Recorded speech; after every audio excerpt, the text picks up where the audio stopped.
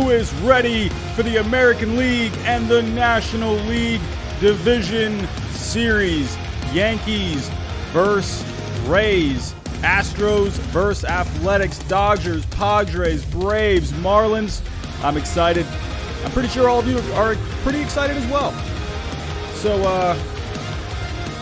yeah, let's get to it.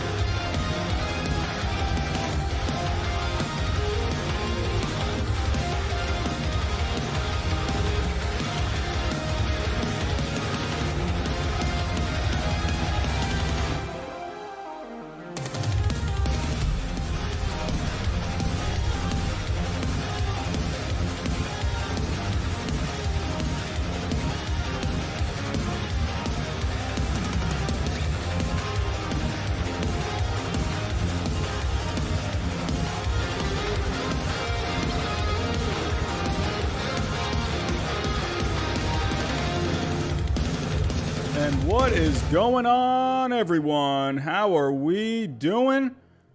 Hope everyone's having a good weekend. I'm not gonna lie, it was kind of nice to have about a day and a half off of some baseball. It feels, felt pretty relaxing in a way. It felt like we were staying up late a couple nights, and yeah, there was a lot of wild card games going on. So, but as the mug says, life is good. So we're getting back to the division series. Can't help but be excited about that. Honestly, I am very excited for the Yankees-Rays matchup. Houston A's, that should be awesome. Padres-Dodgers, hopefully that brings it. And honestly, Marlins-Braves, I think that could be a pretty underrated series. Who knows what's going to happen, honestly. But just want to let you guys know there are a couple exchanges here to the screen. Only just one change. I have put the goal for subscribers by October 28th. I am hoping we can get to 3,000 subscribers. That would be awesome. It's a bit of a stretch, but you know what? I think we could do it. I think we what do we got, about a little more than 3 weeks? Hey, you know what? Why not? Let's go for it. A little over 600 subscribers in the next 3.5 weeks. I think it's possible. Let's go for it. So if you guys can, the best thing you guys can do, share my videos. Just tell all your friends, tell your grandma, tell whoever to come on in for the next few weeks of baseball. I mean, I'll be here every single night for the most part, talking the division series, and when we get to the championship series, when we get to the World Series, yeah, we'll be talking all things baseball on here. But so just to let you guys know, the super chats, as always, are on. If you do want to leave a donation for the channel, that's always greatly appreciated. If you can't at this time, that's okay too. Just go ahead and like the stream. If you don't like my face, then you can go ahead and downvote the stream as well. So, but also, just to let you guys know, with super chats, I did make a couple of changes. So before, whenever someone would leave a super chat, the little Yoshi thing would come up. And but this time I decided to go in there into Streamlabs, and I decided to put in a couple more baseball related little GIFs. So with a couple of different noises as well. Nothing crazy, but I figured, you know what? It's time to retire Yoshi from the channel for this time. I love Yoshi more than anyone, but it was time to maybe start going a little more baseball related with the donations. As always, the donations are greatly appreciated. You guys have been awesome with the donations lately. We've been getting about, in the last few streams, about at least $20 a stream. So that's fantastic. I can't say enough how much I appreciate that. But we got a lot of baseball to talk about. We got some awesome matchups to talk about. So let me get my notes ready while you guys are waiting here. What are you guys thinking here in the chat? I mean, Yankees, Rays, Astros, A's. We got Padres, Dodgers. I mean, we got Braves, Marlins. There's a lot of things that could happen in this postseason. It's already been a very unpredictable season. No one even knows what the heck is going on. And yeah, so what are you guys thinking? You guys thinking, I don't know, any upsets? Or you thinking maybe the Marlins could make a run? To me personally, I'm thinking Yankees, Rays. That's going to be the best series to me out of all of these. That's just my, my little prediction before before the division series start up. That to me, I am very excited for Yankees Rays. I think that's going to be an awesome series. Kind of gives me almost that feeling. I mean, definitely won't give me that exact feeling, but from 2018 when the Red Sox and Yankees were in the division series in that first round, I remember just going into that series. That was just, the heart was pumping in that series. So I think Yankees and Rays could definitely bring definitely that same kind of intensity. That to me, besides the one game where the Red Sox just blew the Yankees out, you had game 4 in that series was just so intense. That went down to the wire to the very last out. That was a great series. Even though it only went 4 games, it didn't even go to 5 games. It felt like it went 7 games. That's how intense it was to me. And I think Yankees and Rays have the potential to bring it just like that. I think it could even definitely be a closer series than what that series was. I definitely think Yankees and Rays has the absolute potential to go 5 games. But to me, that is the series I'm most excited for. I'm definitely excited for the Marlins. I really want to see what the Marlins can do. Is anyone else getting kind of those 2003 Marlins kind of vibes a little bit? I don't know if we're quite getting those vibes, but man, just to see that that underrated team like that, back in 2003, the Marlins, they had to have, I remember that Marlins team back in 2003 started off really bad, and then, then they ended up winning the whole thing. And now this year, the Marlins, they weren't even supposed to get into the postseason this year. No one picked them to do anything this year. They were still in a rebuild. So, to see them get in is amazing. Could they have that same kind of magic like they did 17 years ago? So, I want to see what you guys think in the chat. Tell me what you think. What do you think is going to be the most exciting series going into this? Yankees, Rays? A's, Astros should be pretty good too. Padres, Dodgers? Or Marlins, Braves? What do you guys think? Tell me in the chat. I see Yankees, Rays. Sean Murphy, what's going on, man? The wedding was great. What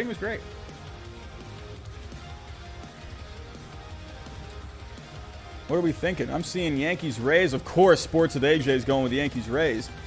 Wow, Victor, he's going Padres, Dodgers here. So, yeah. Either way, I think every single matchup is going to be very exciting. But let's kind of get to it here.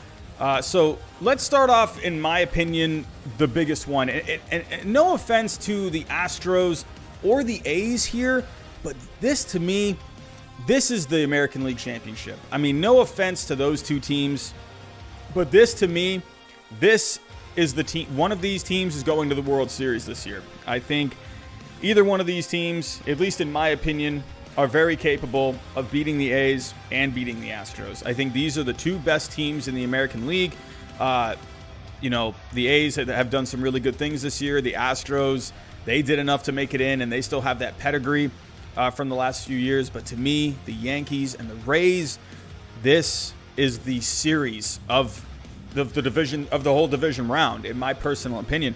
Dodgers, Padres, that's pretty exciting as well. But these two teams right here, this is a matchup. There are a lot of strengths on both sides. There are a lot of weaknesses on both. I don't want to say weaknesses, but yeah, there's some weaknesses. But definitely, the Yankees are better at some things than the Rays, and the Rays are better at some things than the Yankees. So that even though the Rays, they really took it to the Yankees in the regular season. They won 8 out of 10 games. To me, you got to throw all of that out the window. This is postseason baseball. Everything is a fresh start. Postseason baseball. You can look at the stats. You can look at all the splits, all you want, but everything is fresh at this time. So I don't care what the Rays did against the Yankees this year. It's all about how you're playing in this moment.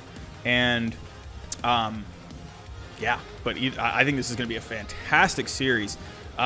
So let's kind of start off with the offense. Right now, what I'm going to do today, I'm going to kind of go over each aspect of the teams. I'm going to kind of go over who has the edge in each category. Starting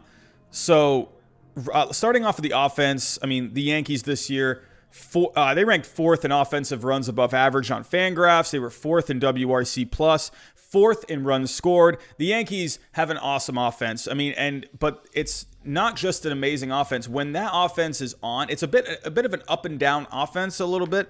But when this offense is on, no one wants to pitch to this offense. Top to bottom is fantastic. DJ LeMahieu, 364 average this year. Luke Voit led the majors with 22 homers.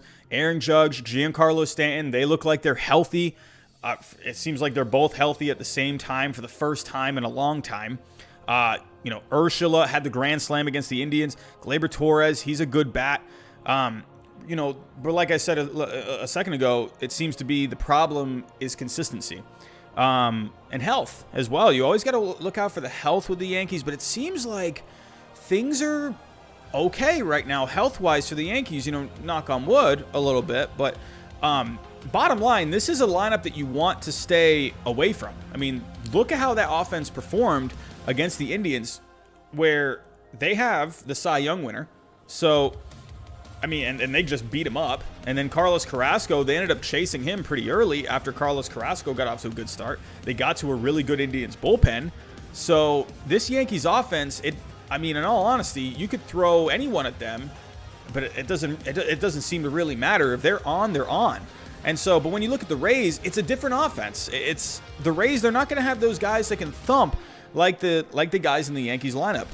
They were 12th in runs scored. They were 9th in WRC plus, and they were 8th in offensive runs above average. Like I said, they don't have the boppers, but they have just some really solid guys that have their strengths that can do things in certain moments where they it's almost like they play to their strengths and they do what they need to do when it matters, right? So they're very good at getting that key hit when you need it. Like in a high leverage situation, they're very good with runners in scoring position. They just get that timely hit every single time. And that's why they're such a pesky and annoying team. And that's why I can't stand the Rays, because they drive me nuts. Because it's like they don't have like this prolific offense, but they just have this offense where they get the job done when they need to. But they do have some good guys. Brandon Lau. Yes, I finally pronounced that right. I swear, if I get one more comment saying I pronounced Brandon Lau wrong in that Rays video I made, I'm going to lose my mind. Like, I think I've gotten probably about 30 comments saying I pronounced his last name wrong. I get it, okay? I pronounced his name wrong. Brandon Lau, are you happy? Are you happy now? It's funny because I had Derek Lowe on the Red Sox. The last name was spelt the exact same way. Derek Lowe is one of my favorite pitchers of all time. So anytime I see Lowe, I think Lowe. It's almost like I've heard Brandon Lau get pronounced like that before, but it's like when I see Lowe, I just say Lowe. And I think they have another Lowe on the team where it's pronounced Lowe. So, okay.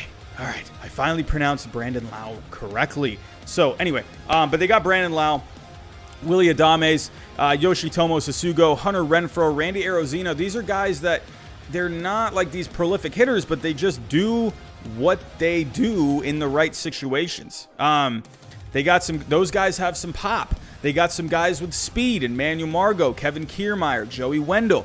And then you got Austin Meadows just kind of hanging out there, who had an awesome year last year, but he's been slumping this year. So, this Rays offense, they kind of just have different guys that can do different things. So, like I said, nothing really prolific about this offense. Brandon Lau, he's an MVP candidate. But other than that, you're not gonna get a Yankees offense. You're not gonna get guys like the Yankees do, like Aaron Judge, Luke Voit. They don't have those kind of hitters. They just have hitters that play to their strengths and get those timely hits when they need them. But talking about that, they had a 286 average this year with runners in scoring position in high leverage situations. So in those really close moments late in the game, they did pretty well, hitting 286 in those situations. That ranked 4th in baseball this year. So that's why the Rays are good. They just, again, they do what they have to do when they need to. So they're not going to destroy you with offense. They can. They definitely can. They can really just pile on some runs on you, but they just win so many close games, and that's what makes the Rays so good. But overall, I will say when it comes to giving the edge to either the Yankees or the Rays with offense, I got to go Yankees here. Just top to bottom, they just got guys that can thump in that lineup. I mean, I don't think you can. I like what the Rays do on offense. I like what they put together, what they bring to the table. They just do things a little differently, but I think the Yankees also do that as well, where they can just pile on like 50 runs on you. So, but in my opinion, I'm going with the Yankees on the offense. That's just me. What are you guys thinking? Who do you give the edge to with offense? Are you going Yankees or are you going Rays? Tell me in the chat.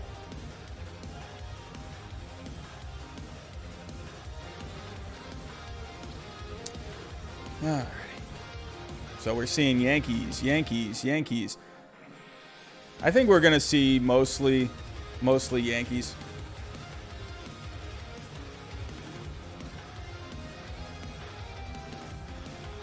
So what are you guys saying? Nate, Robbie, who's your team? Red Sox, my friend. My Red Sox were garbage this year.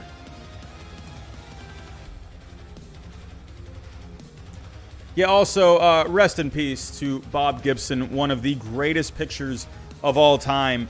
Thank you, Patrick, for bringing that up. Yeah, Bob Gibson, man, what a gamer that guy was. One of the best of all time. Definitely R.I.P. Mr. Bob Gibson. Yeah.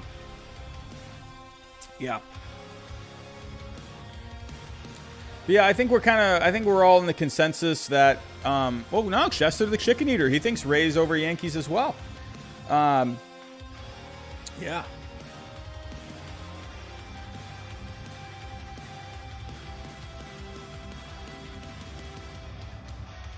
Alrighty. So let's move on. Moving on to the defense right now. So the Yankees are pretty good offensively, but right now, defensively, they're actually not that great. I think they lead the league in errors. They were 16th in defensive runs above average. They were 17th in defensive runs saved, 17th in UZR. I mean, it's not the worst, but that's not good defensively. Guys like Urshela, Judge, Frazier, Tyler Wade, they definitely help out on the defense. But then there's guys like Gleyber Torres, who plays a premium position at shortstop. Didn't do very good this year defensively. He struggled offensively. It's not a great all-around year for Gleyber Torres. Aaron Hicks, he has not been very good out in center. Gary Sanchez, he has improved, but he still had -4 defensive runs saved. I mean, the fact that we call that an improvement, man, that says something to me. Like with Gary Sanchez, I don't know about Gary Sanchez long-term as a catcher. I don't know. Yeah, I don't know. But the Rays, definitely, probably one of the best defensive, not even probably, I don't know why I said probably, definitely one of the best defensive teams in baseball. They were first in defensive runs above average, 5th in defensive runs saved. They were 3rd in UZR. I mean, you got guys like Kevin Kiermaier, Manuel Margot, Sasugo out there, Brandon Lau, Willie Adames up the middle. I mean, you got great defense all the way around from the Rays. I am easily giving the Rays the edge here. With the defense, I mean, to me, I think defense gets very overlooked a lot. But this is what makes the Rays also just a very good team. They do the fundamentals correctly. They do what they need to do out in the field. It's not just offense, it's defense as well. You know, it's crazy just playing your position and doing your job at your position. It really just goes a long way. Like Bill Belichick always says with the Patriots, do your job. And yes, getting it done on the offense is very important, but hey, you got to prevent those runs as well. You got to help out the pitcher. You got to help out the bullpen.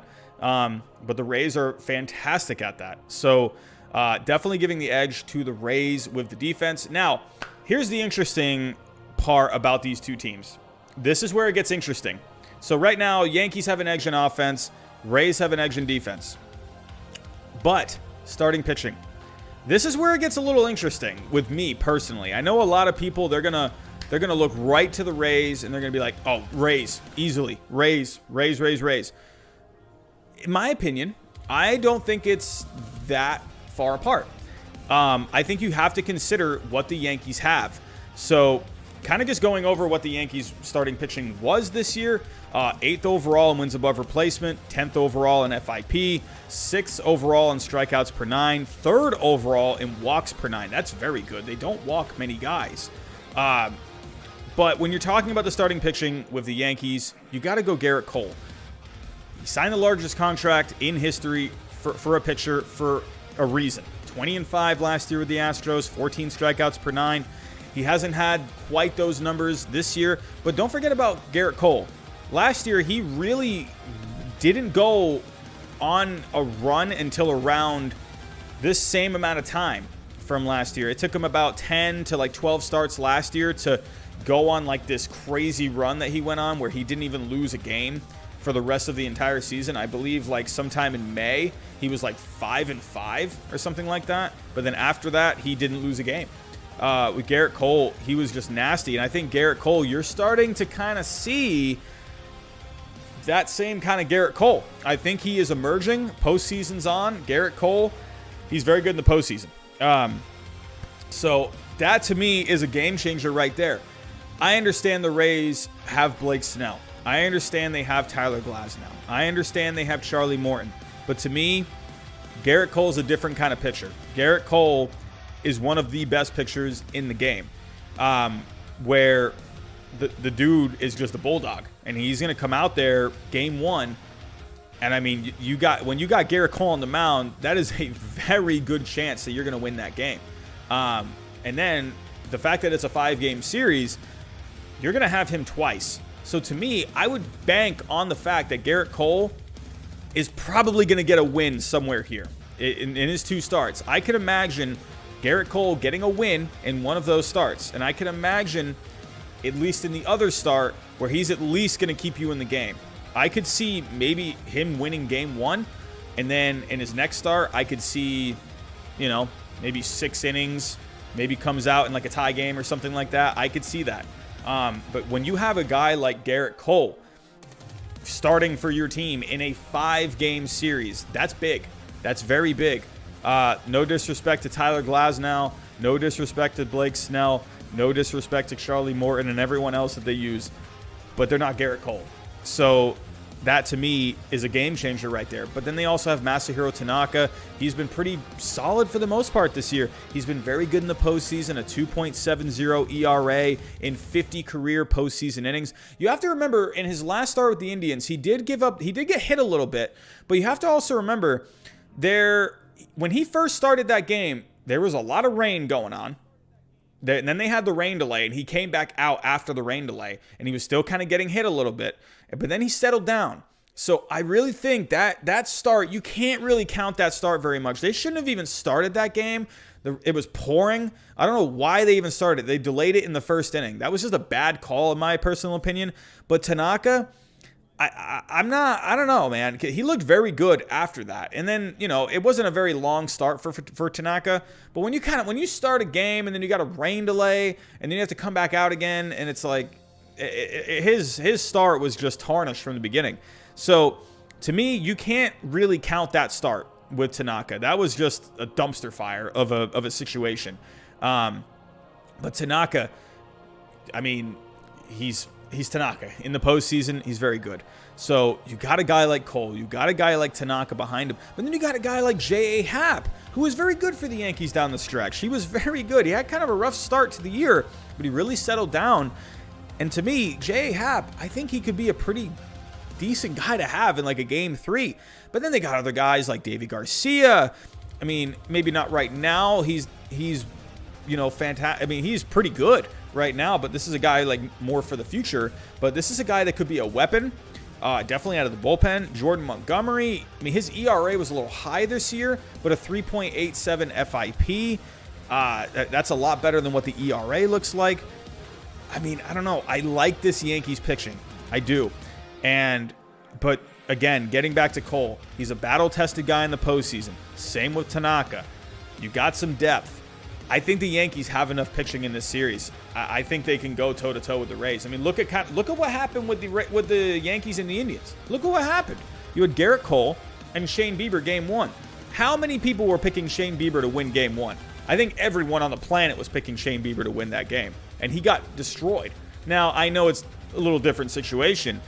You know, the Rays and the Yankees have played each other 10 times this year. It's a bit of a different situation. But I'm just saying, you got Garrett Cole. He's going to keep you in the game. He's definitely going to keep you in the game. And then you got that offense. That's awesome. They're going to keep you in the game as well. So I'm just saying, Garrett Cole is a huge advantage. Huge advantage. But we have to give the Rays their fair shake as well. They have fantastic starting pitching of their own. You got a former Cy Young winner, Blake Snell. You got Tyler Glasnow, like I said. Charlie Morton, he had a career year last year. This year, a bit up and down, but still, Charlie Morton, he's a veteran. He's a guy you want to have on your team. It's kind of funny with the Rays this year. Haven't really gotten it going very much. Have not gotten it going very much. Overall, in wins above replacement on Fangraphs, 16th. 12th overall in FIP. They are 4th overall in strikeouts per 9. So there are some good things about the Rays starting pitching. They had great starts from both Snell and Glasnow against the Blue Jays. But they have dealt with some injuries this year. Charlie Morton, he missed some time. So who knows how he's going to be. Yanni Chirinos, he went down with Tommy John. So the one area, though, this is what kind of concerns me matchup-wise.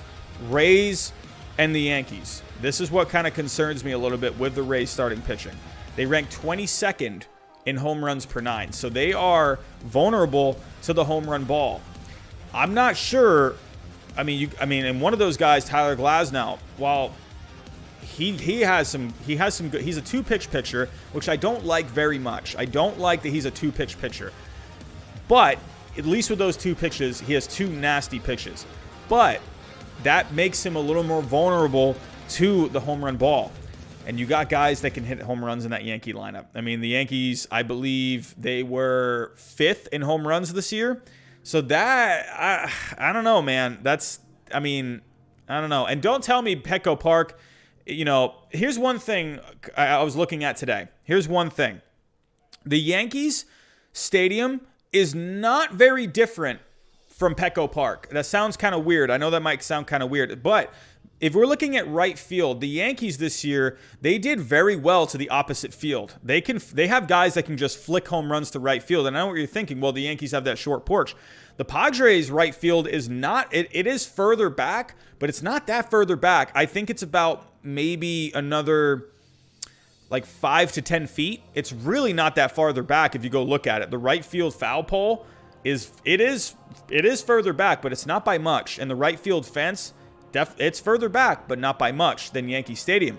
I'm just saying, I think the Yankees are going to be fine in Petco Park. I don't think they're going to struggle all that much. You keep hearing this thing about the Yankees are only good at home, which, according to the record, yes, they had a much better home record this year than on the road.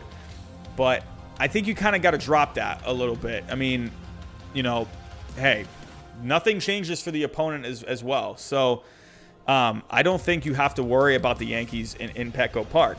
The Petco Park this year, I believe, had the 8th most home runs this year. So, I mean, run-wise, I don't think run-wise they definitely ranked lower. But home run-wise, there definitely were more home runs at Petco Park. So, and like I said, they rank 8th. So, overall, I do kind of worry about the Rays starting pitching in this series. I think the Yankees have enough starting pitching to match up. So, I don't know. What are you guys thinking? Tell me in the chat down below.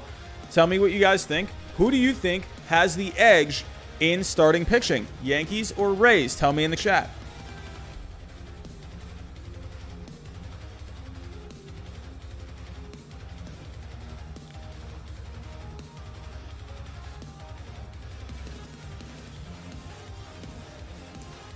And Drew, we are getting to that bullpen.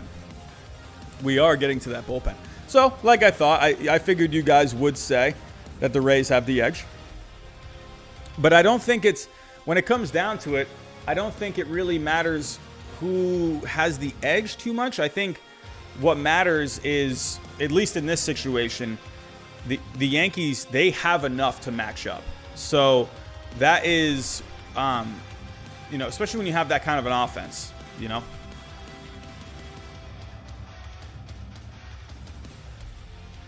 Action Jackson, I disagree. I think Davy Garcia can actually be a pretty decent option for the Yankees. I mean, he's not going to be the savior by any means, but I think he could be a weapon out of the bullpen a little bit. He's not going to be an option starting-wise.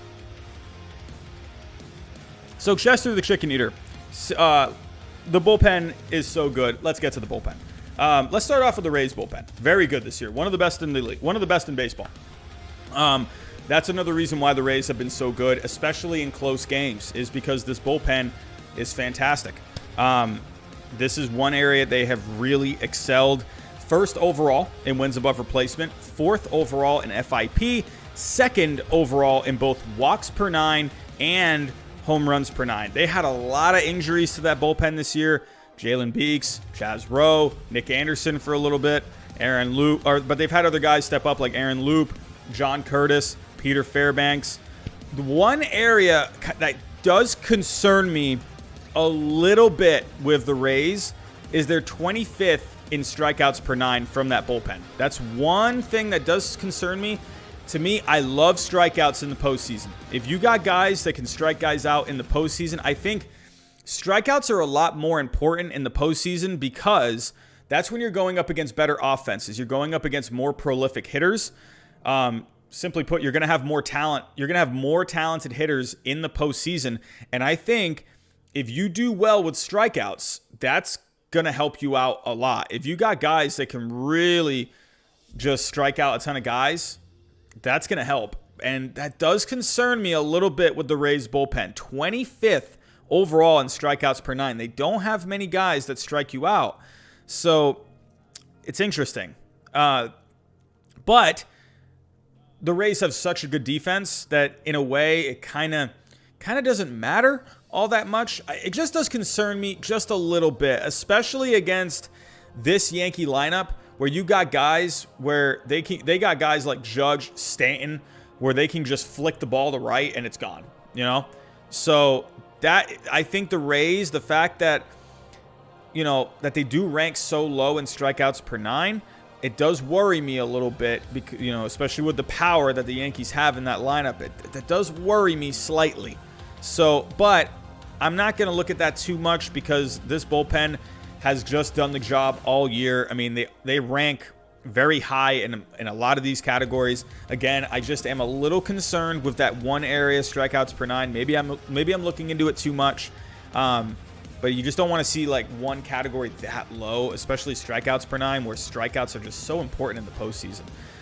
But if we look at the Yankees bullpen, it's been a weird situation this year. The biggest guy, Tommy Kahnle this year, Kahnle, I always forget how to pronounce it. They haven't had him this year, and that's been huge. Like, that's been a huge loss for the Yankees. They've just had guys without him. It's like all these guys have had to kind of, you know, shift down a little bit or shift up. And he was just so good setting up and in middle relief. It took a lot of pressure off these other guys. Ottavino has had his struggles this year. Britton, he's been a little up and down. I mean, Chapman's Chapman, but Chapman, as we have seen, he is a little prone to the home run ball at times, especially in the postseason. You know, I mean, trash cans kind of got the best of him, but whatever. I digress. You know, even Chad Green, he hasn't been the Chad Green of last year. His FIP is a little higher this year. His strikeouts per 9 are a little down this year. So the fact that you don't have Tommy Kahnle and you don't have Chad Green pitching like he did last year, he hasn't been bad by any means, but he hasn't been the same guy as last year. I do worry about this Yankees bullpen a little bit.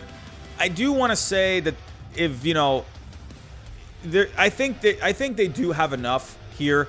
They're just going to have to, you know, have the right guys pitch in the right moments, and that's where it's going to come down to Aaron Boone. Aaron Boone's going to have to make the right calls. That's what it's going to come down to. If he puts guys in the right situations, I think this Yankees bullpen could end up being a strength, but you know, I got to go with the Rays bullpen here. I have to go with the Rays bullpen. Again, a little worried about the strikeouts. A little worried about that. But tell me what you guys think. Yankees bullpen or Rays bullpen? Tell me what you think in the comments.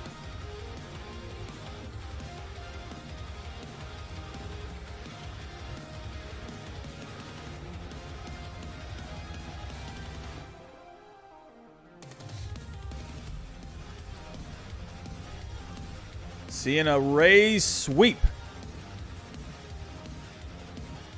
Yeah, AJ, I'm kind of there with you. I think it's going to come down to where the Yankees, they're not far off.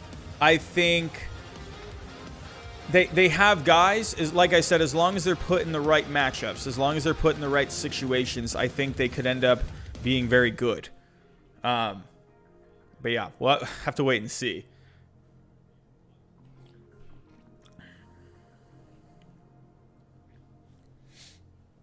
But alrighty. Yeah, I didn't. We're pretty much. Jackson H Fishing. You got Yankees bullpen all the way. So, yeah, it's going to be interesting. The battle of the bullpens. Now, this is where it's really tough. This is where now, if we're going to go overall, which team has the edge? It's close, man. It's close. I mean, you got that Yankees offense. You got the Rays defense. In my opinion, the starting pitching, I call it a tie. Bullpen, I think you got to give the slight edge to the Rays. I think, but then I look at that Yankees experience.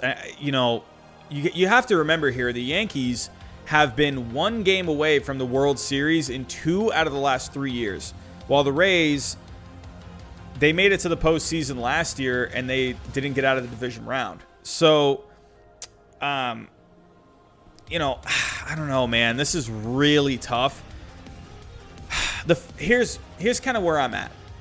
When I see that Yankees offense, when I saw what they did against the Indians, against this really good starting pitching, I have to give the slight edge to the Yankees. I do. But I think what it is, I think it's because the Yankees, they have that experience. They're playing well. I loved what they did against the Indians. That was a close back and forth game the whole way, and they pulled through. They had enough offense there to get it done. And, I think they have enough starting pitching. I think the bullpen has the potential to do enough. I think they have the potential. I'm not going to say, this bullpen is just bad. It's not bad. It's just they need to just be put in the right situations. I am going to give the slight edge to the Yankees just because of how close they have been in the last 3 years. 2 out of the last 3 years, they're one game away from getting the World Series. And they have that guy now. Yeah, that's what I'm talking about. Nice. Did you guys like that? Hey, you like that GIF?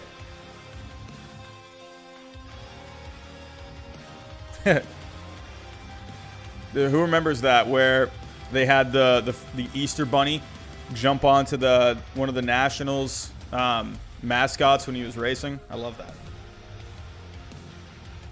that. But thank you for subscribing. That is very much appreciated. Who was that?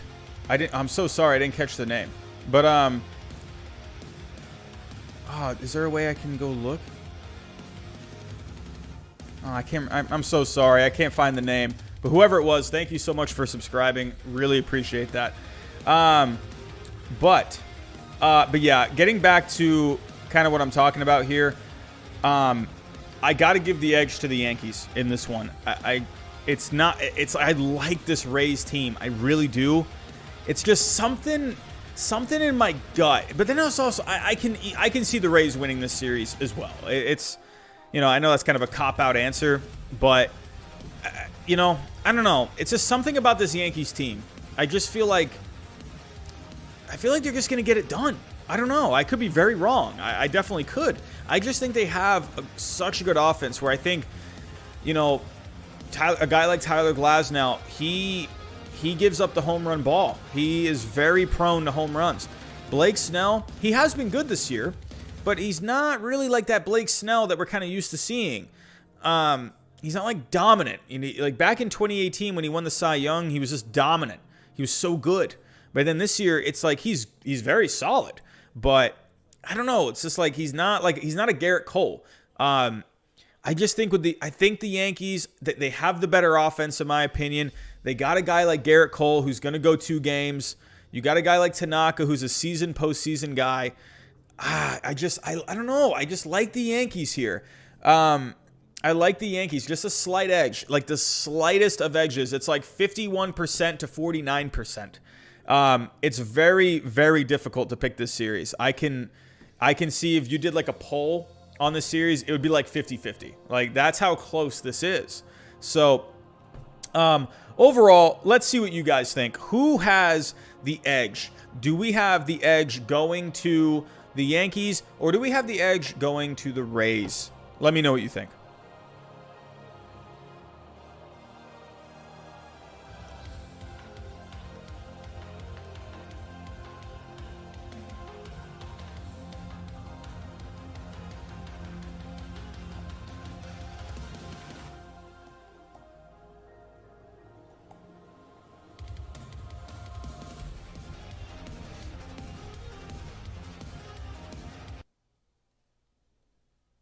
Oh, did I have that music playing the whole time? Oh, wow. I didn't even know I had that music playing. Oops. Did I have that music playing the whole time? Was I interrupting anything? I'm so sorry. I hope that wasn't bothering anyone. I didn't even realize it was on.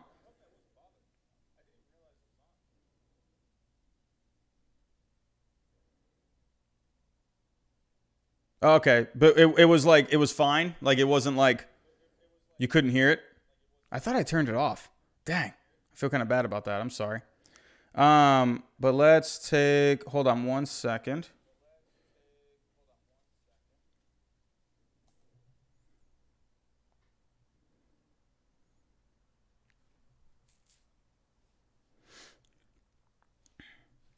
Who was, I read one of your guys' comments.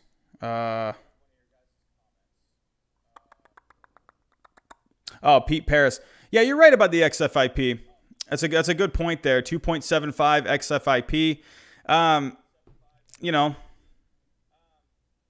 I mean, you know, it's good. It is good. So it's just gonna, I just wonder, against like this Yankees lineup. That's all. It's, yeah. Either way, it's still the home runs per 9. It's still pretty high. So I don't know.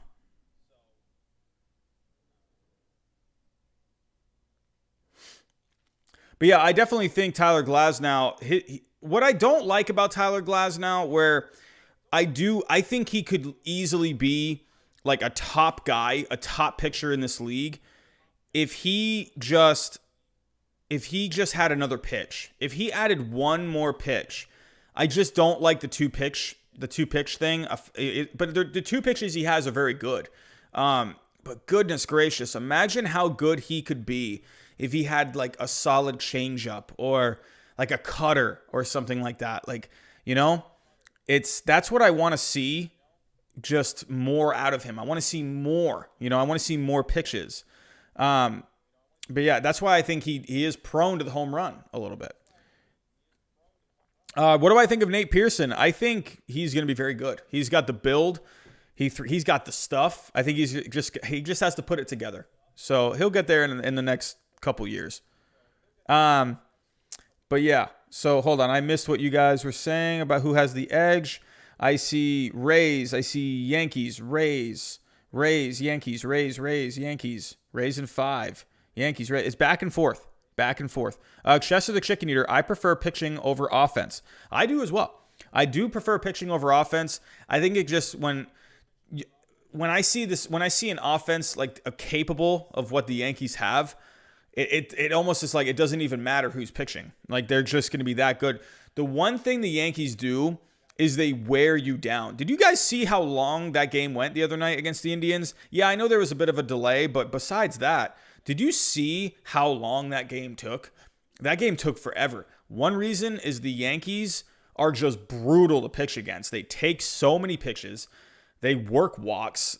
They're like awful to pitch against. Awful.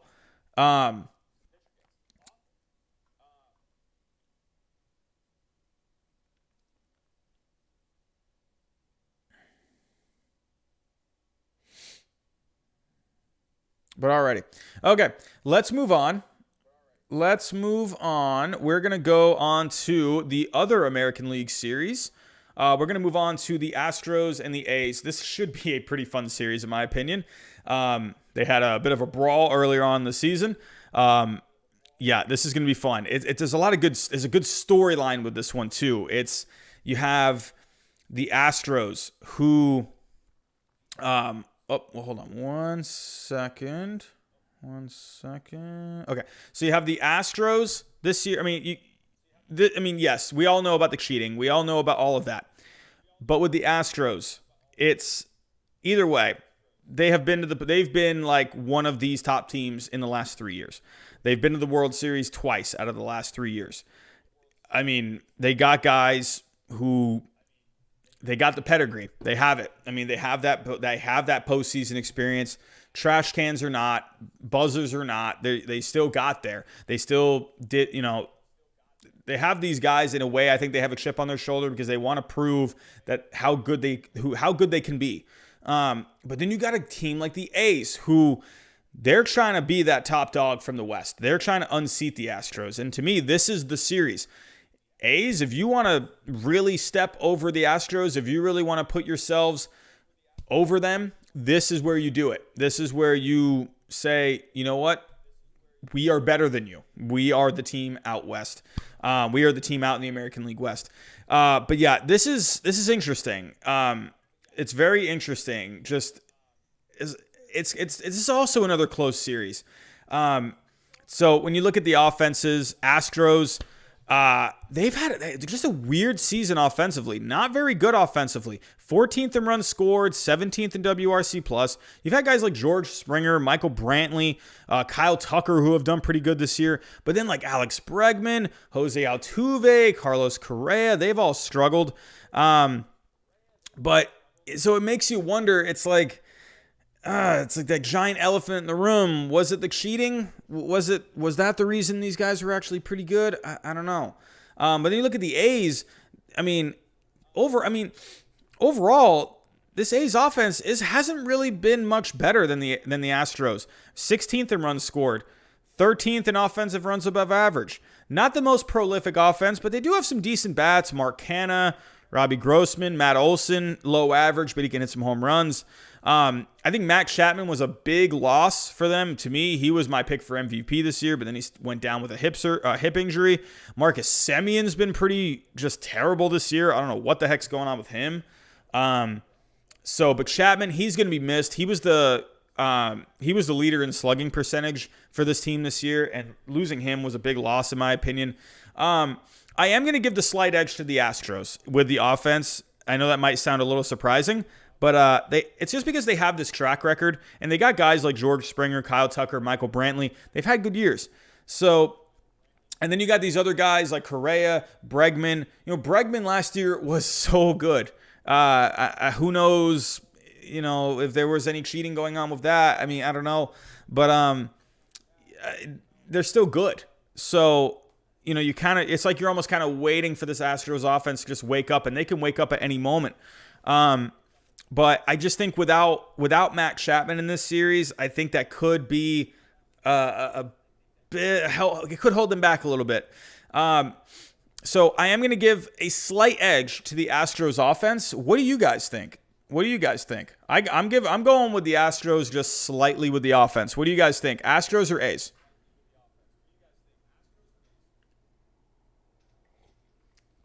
With the offense.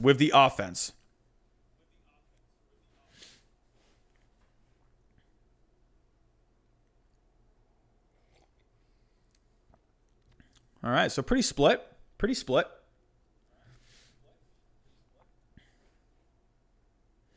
Yeah, sports kids, man. I think we agree. It sucks because I hate that, because I love Zach Greinke. I love Zach Greinke. Zach Greinke has been one of my favorite pitchers for the last 10 years. I love Dusty Baker. That just sucks, man, because it's like, I want guys like Dusty Baker to do well. I want guys like Zach Greinke to do well. It sucks that we have to feel that way about the Astros, but there's still some guys on that team that I like, especially Dusty Baker. Um, you know, so I kind of feel bad for them, but yeah, so I'd say we're pretty split on the A's and the Astros. But let's get to the starting pitching. These two teams have strength starting pitching wise, where with the Astros, they're a little more top heavy, where with the A's, they have more depth. So it's going to be kind of interesting which way it's kind of goes down to how do you feel about it personally. I mean, let's kind of look at both sides here. You got Zach Greinke, like I mentioned, at the top of the rotation for the Astros. Surprisingly enough, without Verlander this year, the Astros starting pitching has actually been pretty good. Zach Greinke has been very good, a 2.80 FIP in 12 starts. Framber Valdez has been pretty good with a 3.02 FIP. Lance McCullers Jr. has had a pretty good bounce-back season, a 3.70 FIP. Jose Urquidy was really good down the stretch. Christian Javier showed some promise this season. And overall, the Astros starting pitching ranked 9th on the year. So that's been pretty good. Imagine if they had Verlander. Goodness gracious, that would be scary. But then when you look at the A's, they have more depth. They have guys that can. They have a lot more guys than the Astros that you can kind of rely on a little more. So with the A's, while the Astros ranked 9th in wins above replacement, the A's ranked 12th. Chris Bassett has been very good this year. He was very good against the White Sox in the wild card round. Sean Manaea was pretty good this year. Frankie Montez had his ups and downs, but he has been a little better lately, especially in the wild card game that he pitched in the other day. He did pretty good in that game. Jesus Luzardo, a lot of people were picking him to be a rookie of the year, maybe even a Cy Young candidate this year. But he's kind of showed more flashes this year. He hasn't been kind of really what a lot of people expected. But again, the reason the A's starting pitching is good as it is because of the depth. They've had 4 guys make over 10 starts this season, and Luzardo wasn't even included in that. Luzardo only made 9 starts this year. So you got 5 guys who can throw a lot of innings. So that's where that's where their strength is.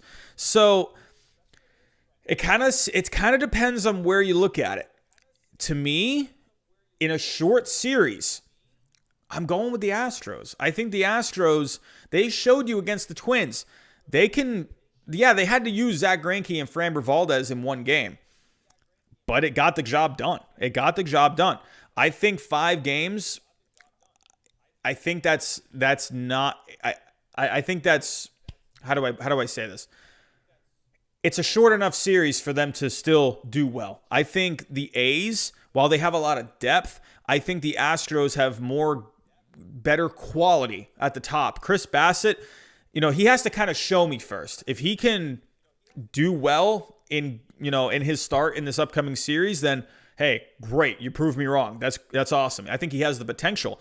But if you're going up against a guy like Zach Greinke, I don't know, you got to give the edge to Greinke. Greinke is a guy where he doesn't even rely on velocity. He relies on location. He relies on movement. He's like a modern day Greg Maddux, where he does what he has to do, and he does well. So I'm giving the edge to the Astros in this series with starting pitching. I think the Astros, just are a little more top heavy, which I think is going to benefit them in this series. So what do you guys think? Astros or A's with the starting pitching?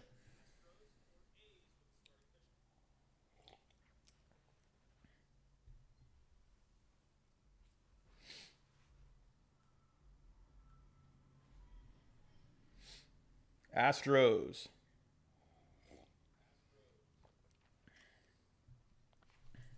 Oh, I thought he was just voting.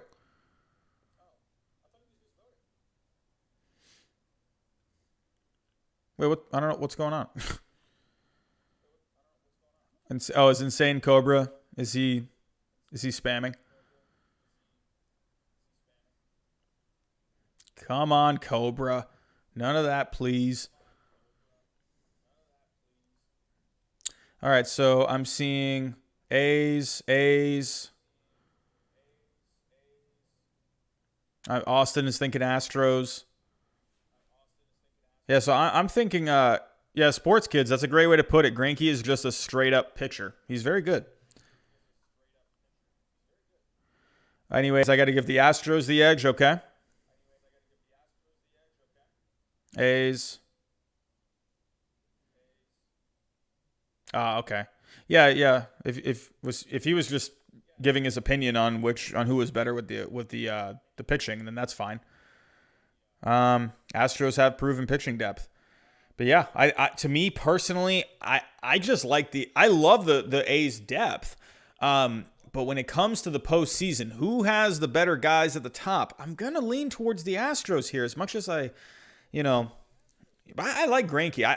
The Astros they made me sick with all the cheating, but I like Zach Greinke. But when you moving on to the fielding,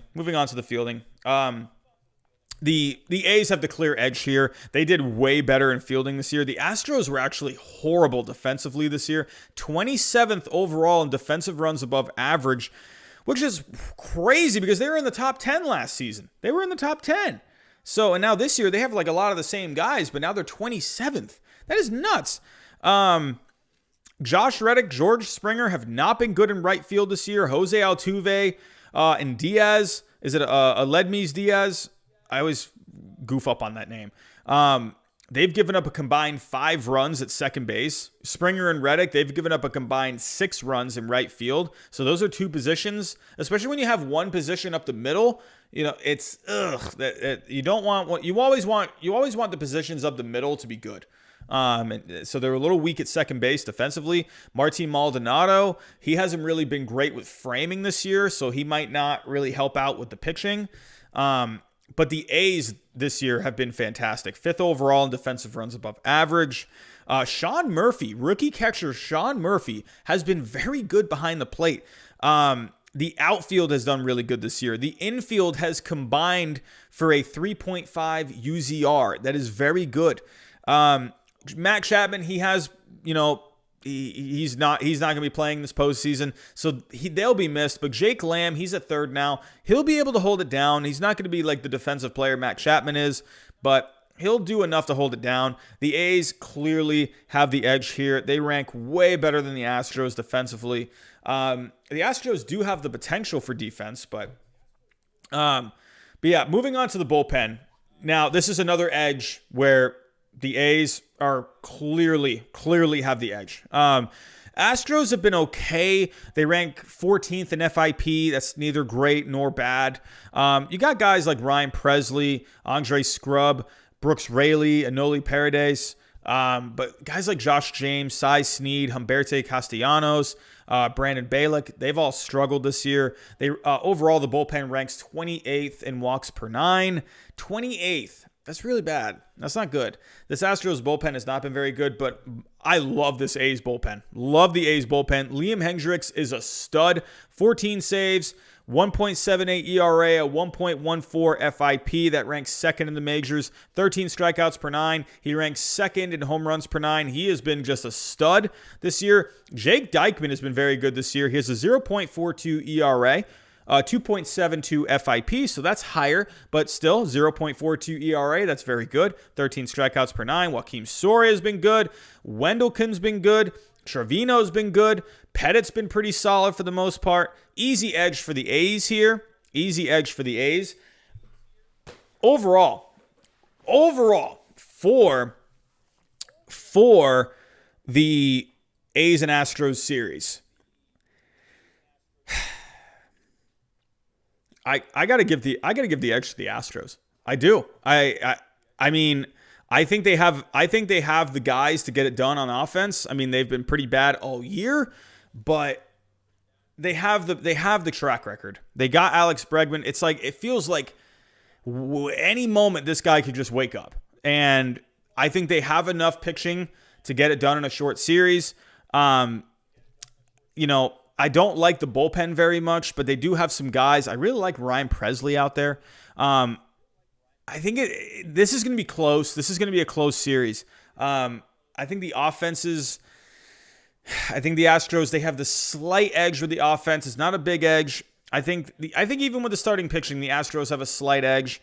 A's bullpen and defense, they're clearly better. I just feel like even with all the cheating and whatnot in the last few years, I just have to give the edge to the Astros. I feel like they have not played very well this season, But they're here. It's like at this point, you can't say anything about how they played in the regular season because they're here. When it comes to the postseason, if you get in, you're in. Look at the St. Louis Cardinals from 2006. That team was terrible, and they won the World Series that year. They were not a very good team in the regular season, and then they made it to the postseason, and they won.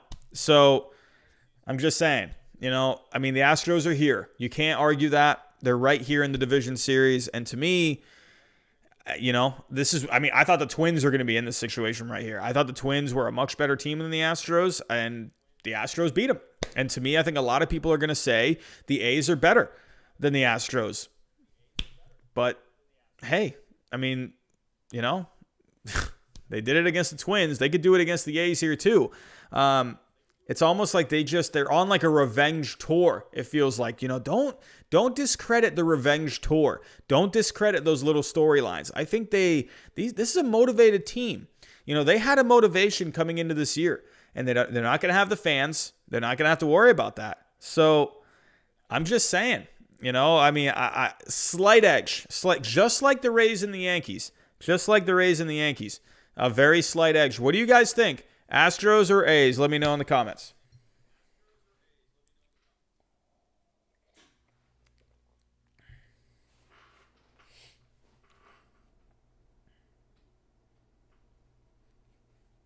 Yeah, sports kids, I kind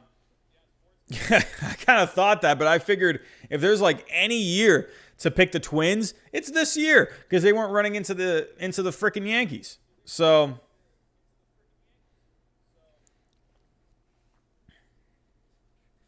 my nose is itching like crazy. So if you keep seeing me doing this with my nose, I apologize.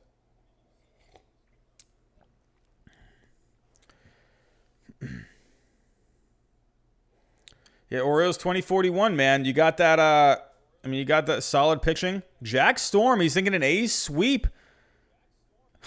God, I love it. Granky falls in love with the cardboard cutout. It's possible. It's possible. But yeah, I'm just giving the slight edge. It's the slightest of edges. I just feel like I picked against the Astros. In the wild card round, I just can't do it now. I can't pick against them. But yeah, we are up to 50 viewers. That's what I'm talking about. 50 viewers. That's what I'm talking about. I was hoping to get a few more tonight. But hey, that's okay. We're up to 51 now. That's what I'm talking about. If anyone is just entering, if anyone's just coming in and you don't know what the heck's going on, we're previewing the American League and National League Division Series. So we already went over the Yankees and the Rays. We just went over the Astros and the A's. I'm giving a slight edge to the Yankees, and I'm giving a slight edge to the Astros.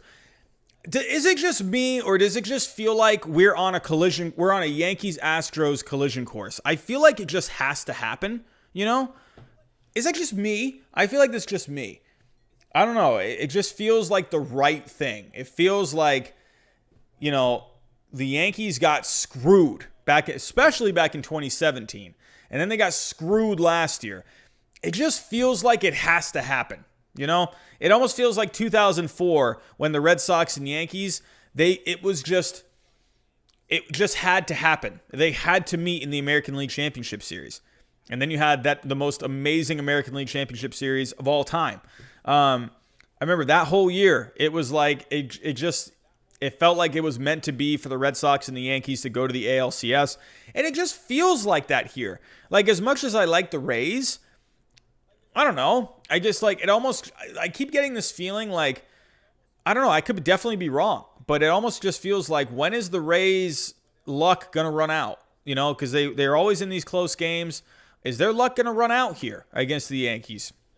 And then you got, you got the Astros and the A's. I love the A's. But I don't know. It's just, look at how they did against Lucas Giolito.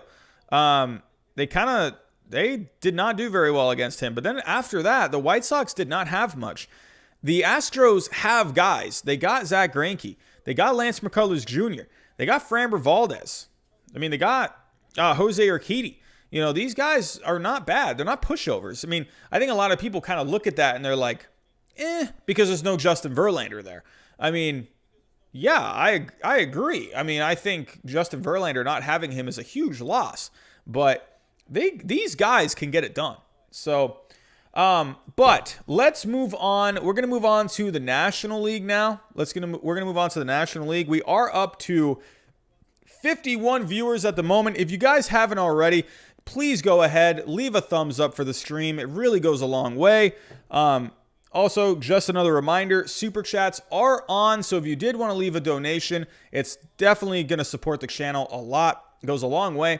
But yes, also, if you do leave a Super Chat, I have updated the pictures that will come up. So yeah, you guys already saw one earlier where someone subscribed and you had the Easter Bunny jump onto the Nationals mascot that was in the race. I love that. But yeah, so all right, next series. We got the Dodgers and the Yankees. Hey, World Series maybe. You got the Dodgers and the Padres. So for this one, I'm going to share my screen. I just noticed I haven't even shared my screen this entire time. So hold on one second. Dodgers stats. Okay. Here we go. Gonna share my screen. Here we go. So the Dodgers this year, I mean, in my personal opinion, I know a lot of people like to say the Rays are the best team in baseball. This, to me, is the best team in baseball. A lot of people saw this coming. A lot of people were saying before this season this team was stacked. They are stacked. Look at how well they've played. Guys like Mookie Betts, Corey Seager, Chris Taylor this year. Clayton Kershaw has had a very good year. You've had guys like Dustin May step up. Justin Turner's been solid. Cody Bellinger actually slumped a little this year, but he started turning it on in that last month. They've had a lot of guys step up. Tony Gonsolin's been very good this year. Will Smith has been solid. I mean, they got guys all over the place. And Corey Seager as well. He really had a good year. A little overshadowed by Mookie Betts. But this is a good lineup, man. Very good lineup. And then if we look at the Padres as well, so let's go over to the Padres. This is going to be an awesome series with offense. So if we're taking a look here, one second. So yeah, taking a look at the Padres, this is a very good lineup.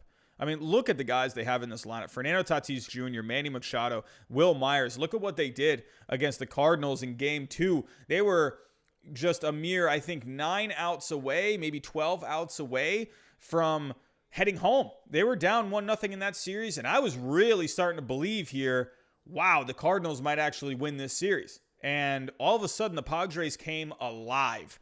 And look at what they had. And there's a reason why they came alive. Fernando Tatis Jr., Mr. Bat Flip himself, had those 2 home runs. He was awesome. Will Myers had those 2 home runs. Manny Machado had that 1. But besides those guys, I mean, even Eric Hosmer, he stepped up in Game 3.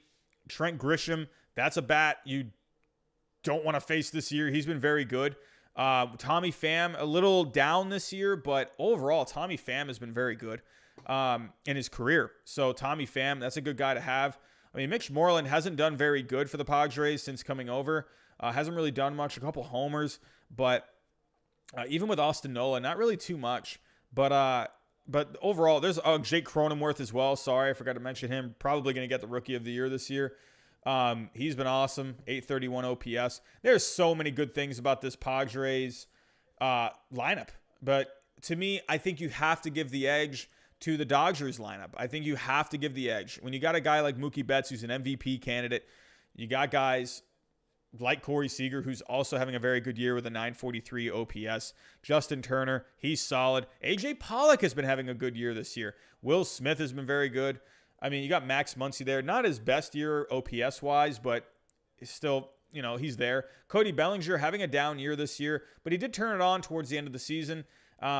So that's you never, don't let Cody Bellinger get hot. Don't let him get hot because that will just come back to destroy you.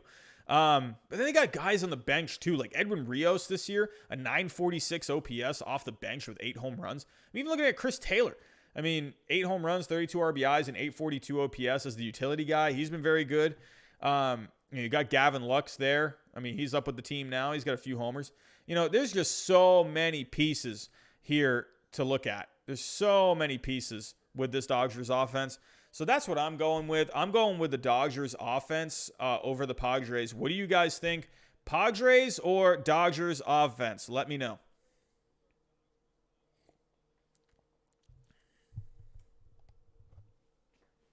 Ender with the Dodgers. Chris with the Dodgers. Sports Kids with the Dodgers. Machado is a bum. Tatis versus Betts. Yeah, man. That's fun. Mostly Dodgers, but Austin, definitely a good point. Padres are hot. They had that. That was an incredible game. Incredible game. Yeah, I mean, Sports Kids, I think you hit the nail on the head there. They're both very good, but I think you just have to give the edge to the Dodgers. Because also as well, I think just experience is another thing too. You got more experience in this lineup. You got Machado, but Fernando Tatis Jr., this is really only his second year. Guys like Trent Grisham, this is really his first full year. Jake Cronenworth, this is rookie season, I think Mitch Moreland, I think that's a great guy to have on the team. He's a veteran guy. Tommy Pham, that's a veteran guy, a great veteran guy to have. Will Myers, he hasn't been in the postseason now for a while. He hasn't been in the postseason since 2013, I think, when he was on the Rays. So I think you just have to go with the Dodgers here, and I think experience is a big thing. You got guys all over this lineup that have a ton of experience. Mookie Betts, he's won a World Series. Cody Bellinger, he's played in the last couple of playoffs.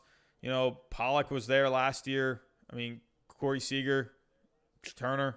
They got guys who've just played postseason baseball a lot more than the Padres. So, yeah, going with the slight edge for the Dodgers here. Now, starting pitching, this is where it gets a little interesting. This is where it gets a little interesting with me. Very interesting here. So, whoops. But yeah, starting pitching wise, I think you kind of have to go with, how do I word this? I think you kind of just have to go with the Dodgers at this point. Oh, there it is. There's the new super chat. There it is. Fernando Tatis Jr. flipping his bat. I hope you guys like it. Bengineer, thank you so much for the $4 super chat. That's awesome, my friend. Thank you very much for that. I am in North Carolina. Well, I am in Orlando, my friend. So we're not too far away, I would say. Not too far away. But thank you very much for the $4 super chat. That's greatly appreciated. Just a reminder again for everyone else, super chats are on. So if you would like to leave a small little donation, that is greatly appreciated. Where do I live in Florida? I live in Orlando. Right near Disney World. About a 30-minute drive from Disney World. So let's take a look here. Back to over here. But yeah, with the starting pitching, I think you have to go with the Dodgers here because I think Lamet is a question mark. Is there any news on Lamet? Let's take a look. Any news? Yeah, right now it's saying in the last couple of hours, looks like Clevinger, Lamet might not even be available for this series. But then you had 6 hours ago, they may return again. So it feels like kind of up in the air at this point. I don't know. Let me see if there's any. Oh, yeah. I love this new. I love the new subscription sound and the picture too. Thank you for subscribing, whoever that was. Where was I? So taking a look here, if these guys aren't going to be able to go, but even if here's the thing, everyone. I know everyone's saying, how good these guys are, but let's be real here. Even if they do pitch, how's Clevinger even going to be? How is Lamet even going to be? They're dealing with arm problems right now. How many innings are they going to be able to go? Are they going to be as effective? I don't know. I think you have to go with the Padres here. I don't think you can go with the Padres here. if you take a look at what they have, you got Zach Davies, who's been pretty good this year, 2.73 ERA, a 3.88 FIP. Chris Paddock, he got roughed up by the Cardinals. Garrett Richards is a question mark. They were able to get it done against the Cardinals, but it felt like just by the skin of their teeth, they just got by. But when you look at the Dodgers, they got Clayton Kershaw, who was fantastic against the Brewers. Then you just got guys all over the place. I mean, Tony Gonsolin's had a breakout year this year. Dustin May, for the most part, has been pretty solid. A much higher FIP, but, ERA-wise, he's gotten it done. Julio Urias has been solid this year. Walker Buehler, he pitched in game 1 against the Brewers, and he did very good. So if we go take a look at that start that he had. He only went 4 innings. He gave up 2 runs, but I thought he looked pretty good. He only threw 73 pitches, but that to me, I think he looked good. Like I said, he gave up a home run there, but he struck out 8 in 4 innings. I thought he looked good. I know that line might not look all that great because he gave up the 2 runs and 3 hits in 4 innings, but I thought, again, he looked good. And I think that was a good sign, and I think he's going to be ready for this series. But then you just look at all the other guys the Dodgers have. Like I said, you have Tony Gonsolin, you have Urias. There's just a lot of good pieces to turn to here. Dustin May, they've been really leaning on Dustin May this year. So I'm going to give the edge, starting pitching-wise, to the Dodgers. I think you just have to go with the Dodgers here with starting pitching. What do you guys think? Let me know in the chat. Who are you giving the edge to starting pitching-wise? Dodgers or Padres?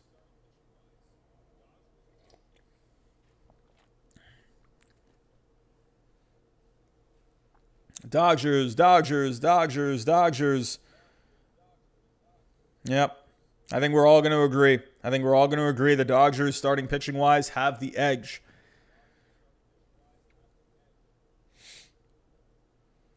Yeah, but Orioles, I agree with you name-wise, but then I just think, really realistically, how well would they even do?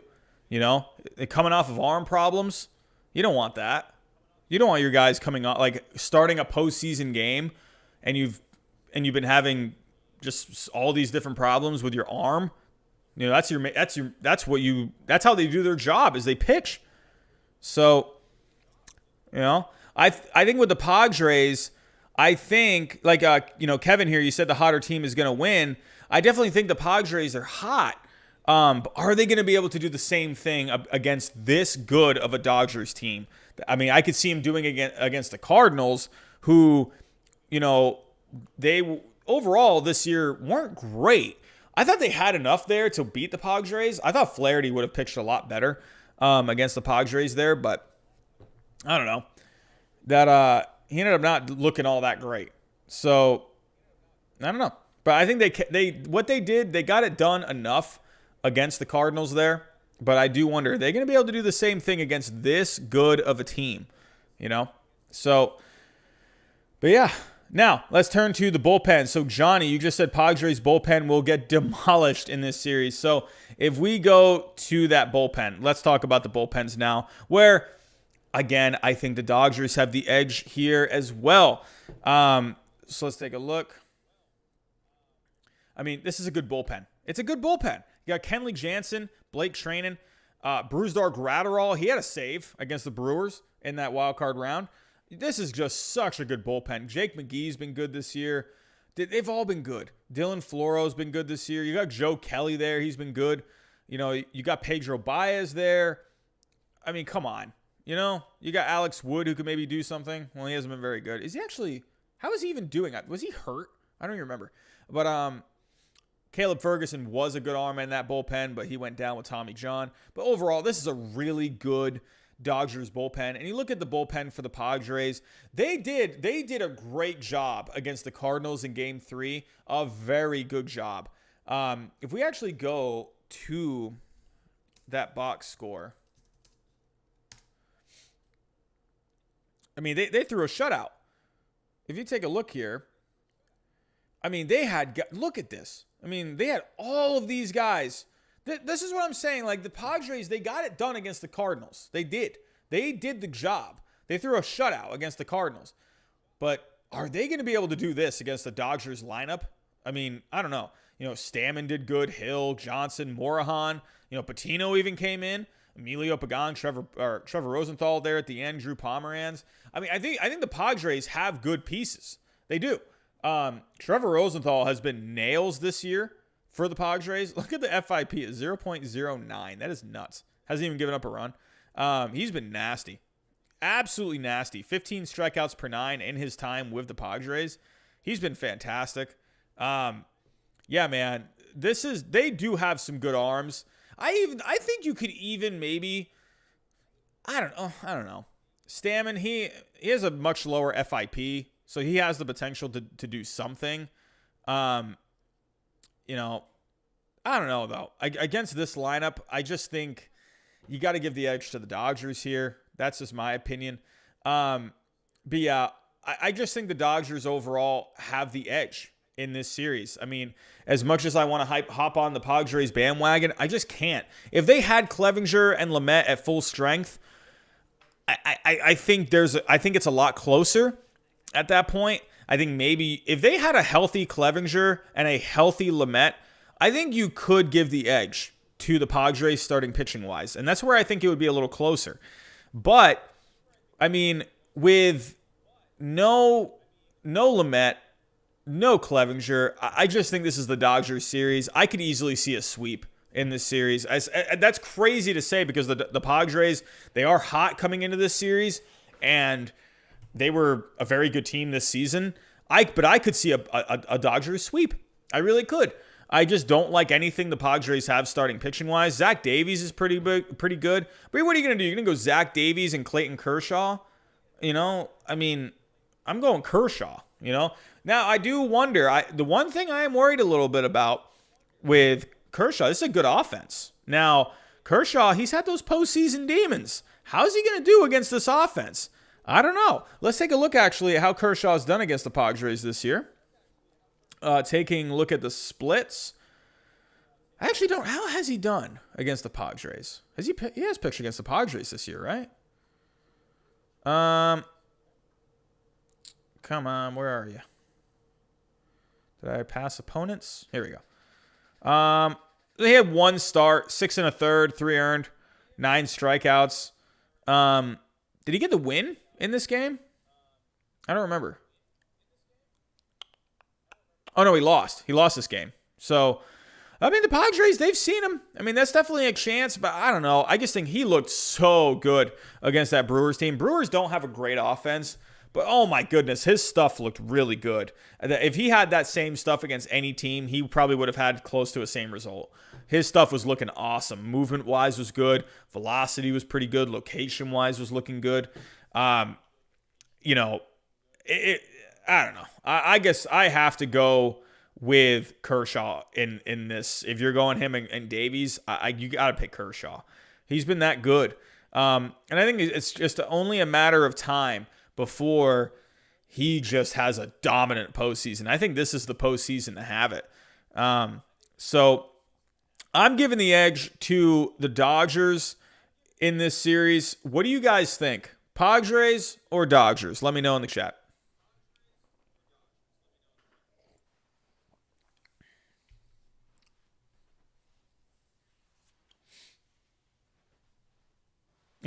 You are right, Ocean 7.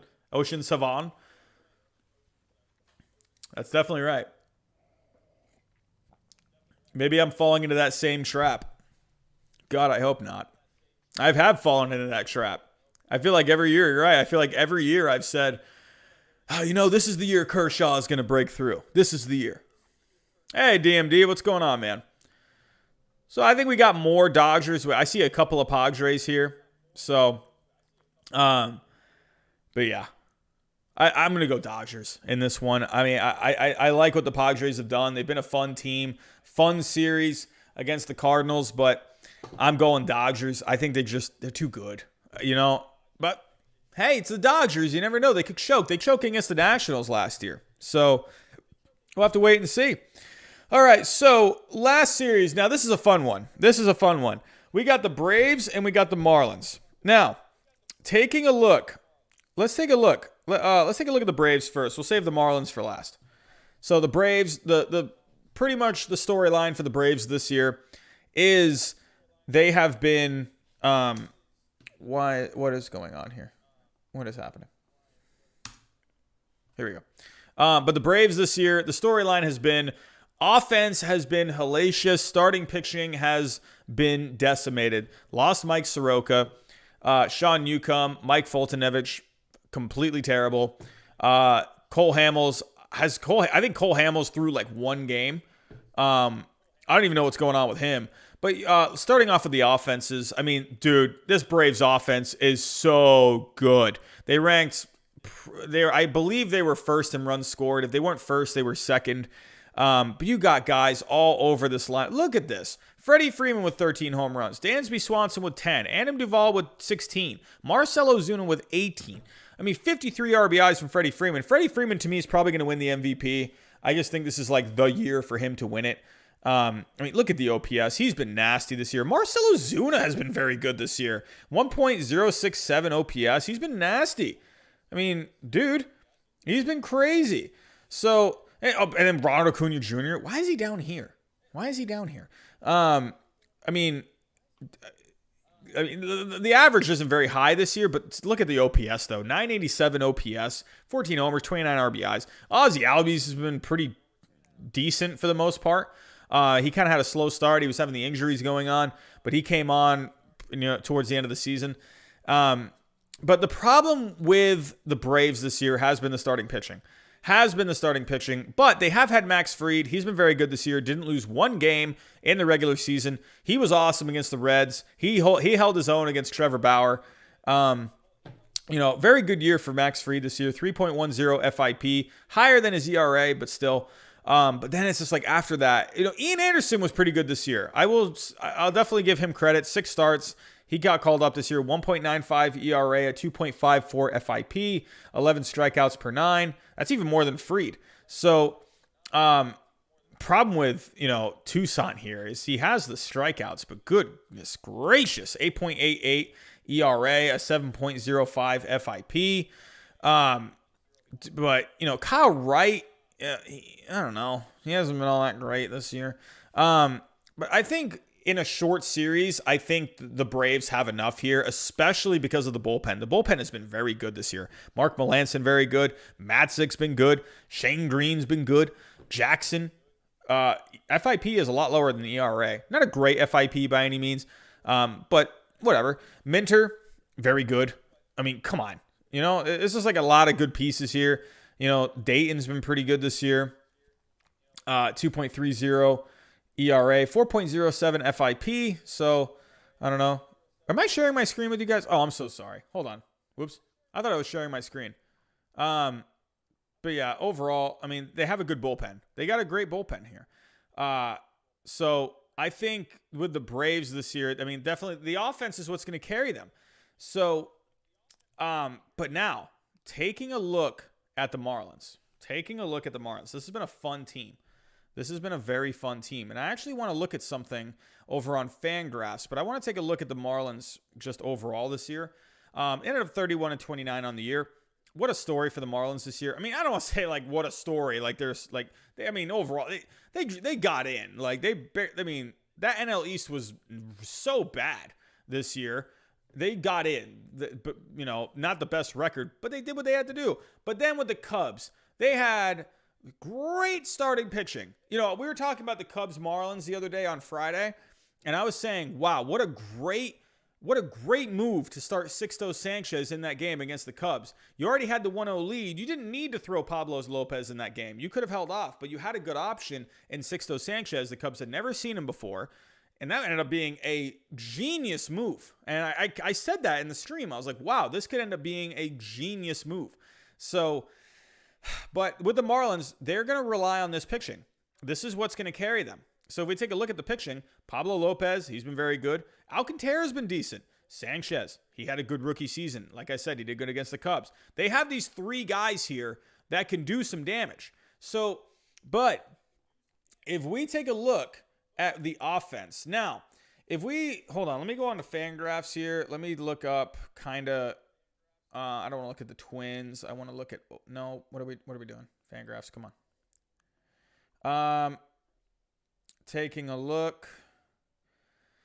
So taking a look at the rankings, I want to look at team stats. So if we look at the rankings, so the Reds this year, they ranked 23rd in wins above replacement. Well, actually, I want to look at offense. Looking at offense. So the Marlins, they ranked 18th, while the Reds ranked 25th. So there's the difference with the offense. Is the Marlins, not a great offense by any means, but, you know, they were kind of near the middle in a way. I mean, runs scored. Let's see where they ranked in runs. I'm pretty sure they're probably right around the same. They're 21st. 21st in runs scored. So this is where I kind of want to look at with the Marlins. I want to look at the splits. Let's see how they do. Because right now, I mean, this is kind of where you saw with the Reds, you know, the Braves, they had enough pitching to get by the Reds. Is the same thing going to happen here with the Marlins? Do they have enough pitching to get by this Marlins team? Now, what I want to look at here, I want to look at, you guys can see my screen, right? Yes, okay. So what I want to look at here, I want to look at how the Marlins do in certain situations. I want to see, how do they do with runners in scoring position? This is what I want to see. So runners in scoring position, team rankings.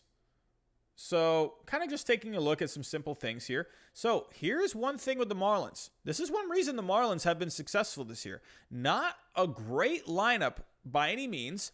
Like I said, kind of middle of the road, a little below average. But if you take a look at the Marlins, they rank 8th. They rank 8th in batting average in runners in scoring position. So what the Marlins do is they do enough. They do enough to get it done in games. So, hey, Shadows, what's going on, man? The Marlins, a 273 average with runners in scoring position. Let's take a look where they rank with home runs. I'm guessing probably not really that high because they don't really have many guys that get home runs. 15, yeah, so they rank 21st in home runs. Take a look at RBIs. 18th. But what I do like is the batting average. I like that they have an 8th ranked batting average with runners in scoring position. So that's good. So taking a look, and now I want to go to high leverage situations. This is like where it's like, you know, 2 outs, like really close game. So taking a look, so I'm not seeing the Marlins here. Yeah, so the Marlins, they're not very good in these situations. So like high leverage situations, like tie game, late in the game, you know, a couple outs, you know. So let's go to like medium leverage situations as well. So they rank 8th. So I think the Marlins, they could end up being pretty decent. Where are the Braves here? Are the Braves really? Wow, look at the Braves. So let me just go to medium leverage situations. Let's see how they do here with runners in scoring position. Wow, they're only 20th in those situations. That's funny. Well, that kind of showed.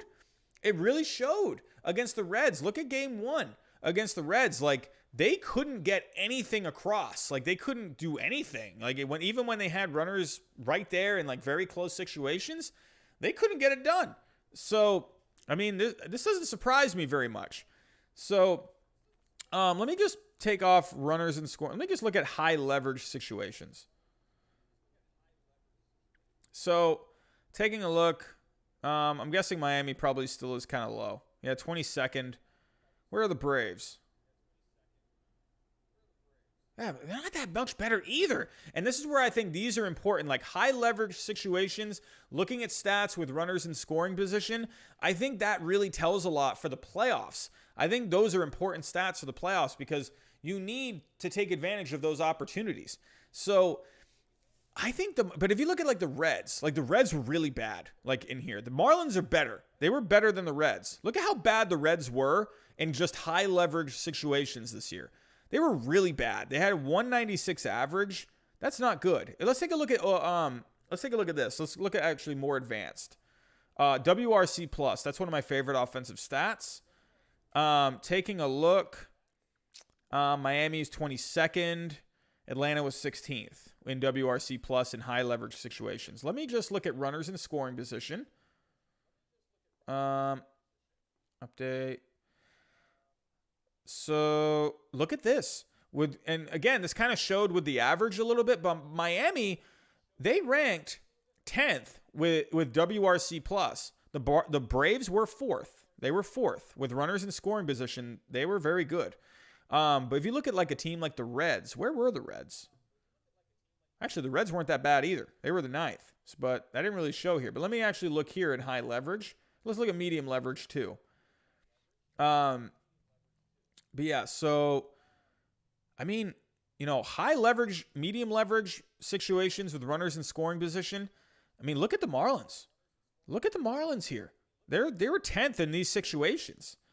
So 21st for the Braves.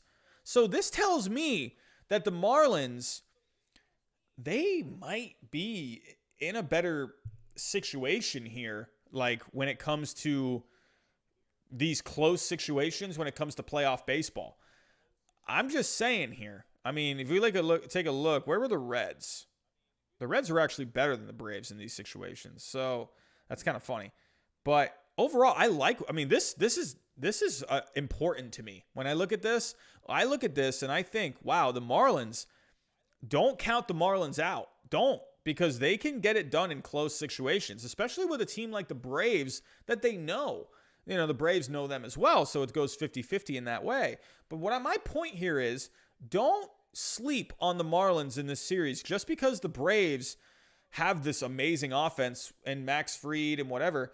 Actually, I want to take a look. So I think actually I was looking at something. Let me look at the splits for the Marlins. Let's see how they do. So they're gonna have Max Fried in game 1, I assume. Now, this is actually something I looked at earlier today. Look at the Marlins against left-handed pitching this year. Look at the Marlins. They hit better against lefties than they do righties. So this could actually be a good sign for the Marlins going up against Max Fried. They hit .265 against lefties compared to hitting .235 against righties. Let's take a look at the splits. Let's take a look. I want to look at them. Runners in scoring position against left-handed pitchers. So Miami was 8th with runners in scoring position against lefties. That could be, don't be surprised if you see the Marlins chase Max Fried. I'm just saying, they do well. They don't walk very much. They do strike out a bit, but they can get this done. They have an .874 OPS against lefties with runners in scoring position.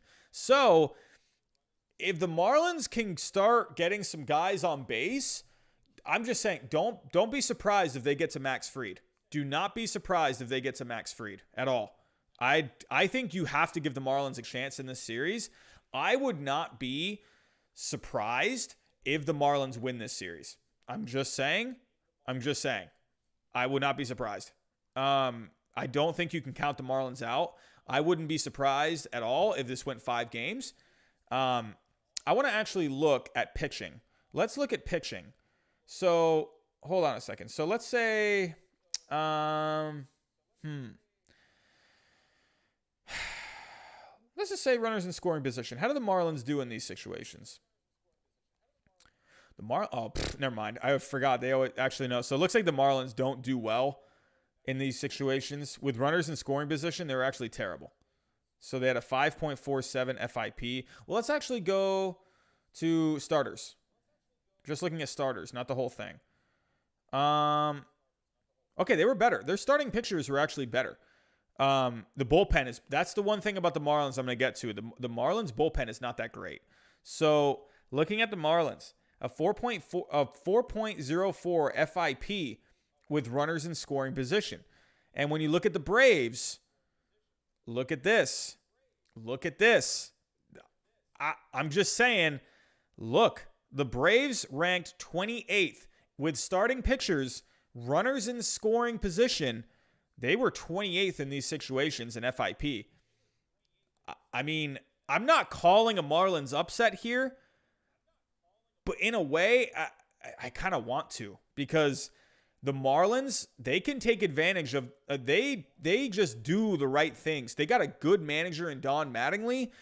He just knows the right buttons to push. I'm just saying the Marlins can do some things, and I don't think. Now, am I going to pick the Marlins to win this series? No, I'm not going to pick the Marlins to win this series. But will I be surprised if you see a Marlins series win? I won't be surprised at all. It really just comes down to how are they going to do against guys like Max Fried and Ian Anderson. They're very good. Yes, the Marlins did well against left-handers this year, but they weren't going up against Max Fried all the time. So I'm just saying, I don't know. Don't count the Marlins out in this series. I am going to give the edge to the Braves in this series. One big reason is the Braves bullpen is just a lot better than the Marlins. It's a much better bullpen than the Marlins. So that's why I do like the Braves here. Hold on. But I'm just saying, if the Marlins can do enough with the bullpen, don't be surprised if they win this series at all.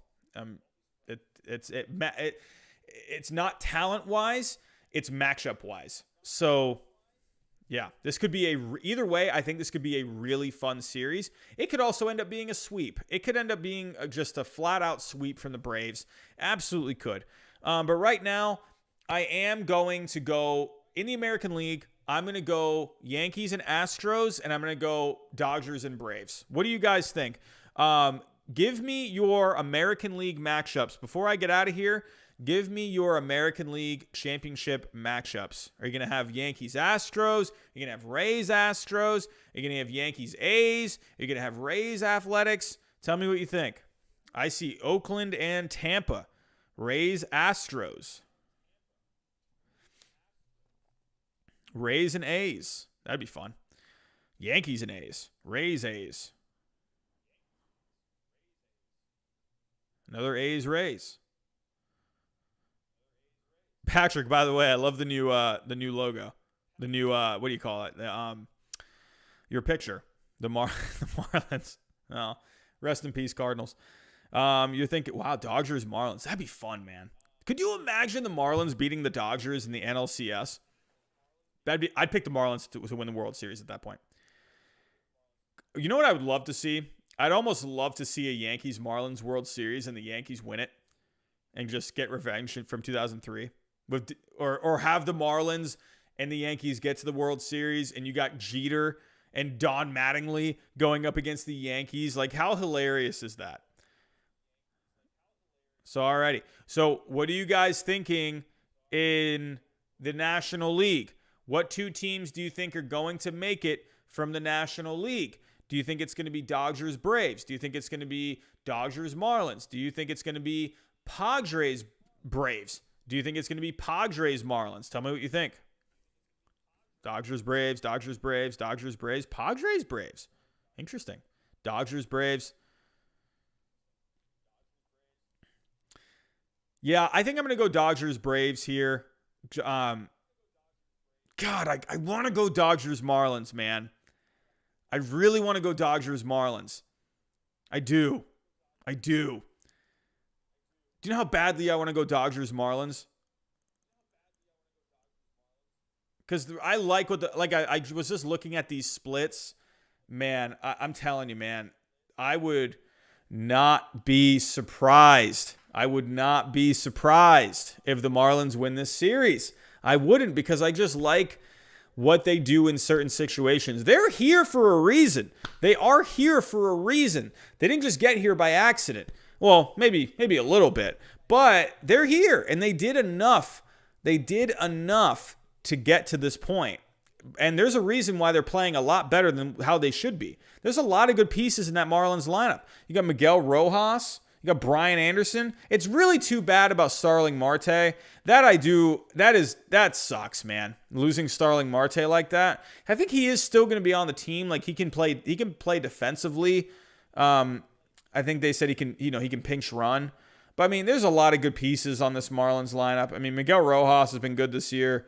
They got Matthew Joyce. He's a veteran. I like him. Brian Anderson has been pretty solid this year. I like a lot of pieces on this team. Birdie's been okay this year. Aguilar's been good this year. I mean, I like what this Marlins team has. I really do. Cervelli's a good veteran to have on the team. But yeah, I don't know. This Marlins team, it would not surprise me to see them beat this Braves team. I think it would be an upset. I feel like this Braves offense is really good, to where I think they're just going to ride this offense to the National League Championship Series. I think they're just they're on the verge of exploding for one game. I'm not even kidding. I think they could get to one of these guys. I think there's a game they could put up like 10 or 15 runs. This offense is so good. But don't count out the Marlins here. But that is all I got tonight, everyone. That is all I got tonight. Yeah, that's what I'm thinking. I'm thinking Yankees, Astros.